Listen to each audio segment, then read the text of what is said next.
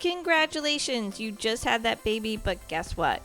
You are now suffering with diastasis recti, and your OB is saying, hey, you've been cleared for exercise, but now you're like, what exercises should I be doing if I have this type of condition? Hey everyone, it's Dr. Heather, your virtual sports chiropractor. In a previous video, we talked about diastasis recti, what it is, and how to go ahead and figure out if you have this type of condition post-pregnancy. So now I want to go through about 5 exercises that are nice and gentle and basic that you can do right from the comfort of your own home or outside to get yourself feeling like your core is starting to engage. And also to go ahead and start to reduce that separation that you might be seeing amongst your abdominal wall. So the first exercise we're going to get started with is nice and gentle, where we're going to be bringing the leg in and out. And I'm going to go ahead and show you how to do this right now. So grab your yoga mat and come on down to the ground with me as we go through these exercises. Okay, so the first exercise we're going to do will be a nice and gentle one, but we have to make sure we know how to get our pelvis into a pelvic neutral position. By understanding how to rock our pelvis into a posterior tilt, and as you can see, I just did it right now. I went ahead, I arched my back as if my pelvis was anteriorly tilt because of pregnancy. That's usually what winds up happening.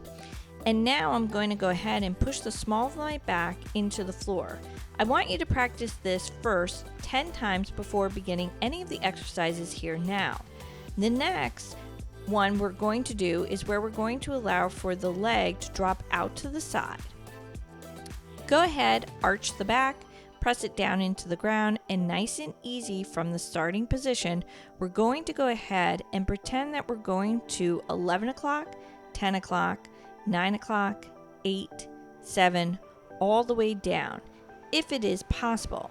Now, the important thing with this one is to make sure that we're not allowing the opposite pelvis to lift off the ground. So let's do that one again. Push the small of the back into the floor, nice and easy. Allow for the leg to nicely fold out to the side as we keep our pelvis pressing down into the ground. Perfect. You would repeat this 10 times on each side. The next one is where we're going to go ahead and start pushing and sliding our leg in and out. So going ahead, we're going to dig our heel into the ground, into the floor, and we're going to push the small of our back into the ground. From here, we're going to slide the leg straight out onto the floor, and then we're nice and easily going to drag the leg back in. Now, granted, I'm on a yoga mat right now, so it's a little harder for me to slide the leg in and out, especially on the drag back in. But if you're on a carpeted area, you could do these barefoot, which will make it a lot easier for you. And you would repeat that on both sides 10 times. Now, the next exercise that you're going to want to do is go ahead and just simply bring one knee in towards the chest and just kind of hold and squeeze first.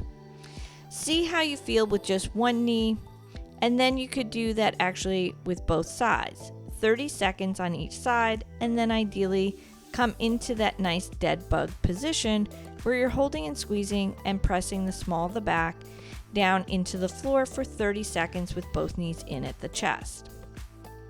Now, the next exercise from here is going to be nice and simple hip lift or bridge up, whichever word you prefer.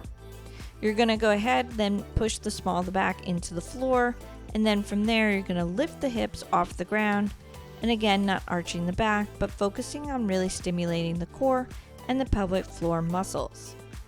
And then you're going to come back down to the ground, relax the back, press the small of the back into the ground, lift the hips off the ground. Another exercise you could do, which is just nice and easy, is starting off by bringing the leg in and then slowly bringing the leg slightly out, and then bringing the leg back in and then slightly out again. All the time pressing the small of the back into the floor.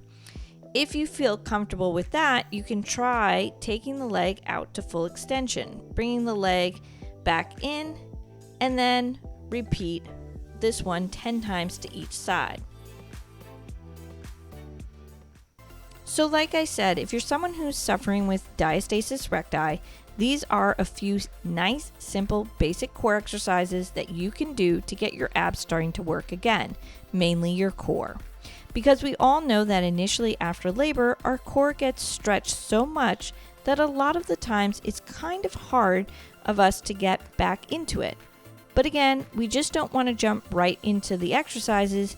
Take these basic core exercises that I've given you today, do them nice and slow and controlled. You're going to feel a big difference because these exercises are focused around stimulating your core. Remember that your core is made up of your pelvic floor muscles along with your spinal stabilizers and your transverse abdominis muscle. So this is where you would begin if you again are suffering with this condition. Now, if you have further questions regarding diastasis recti, leave those comments down below. And as always, if you found this little video helpful, give it a like and don't forget to subscribe to the channel. I'm Dr. Heather, your virtual sports chiropractor, and I'll catch you in the next video.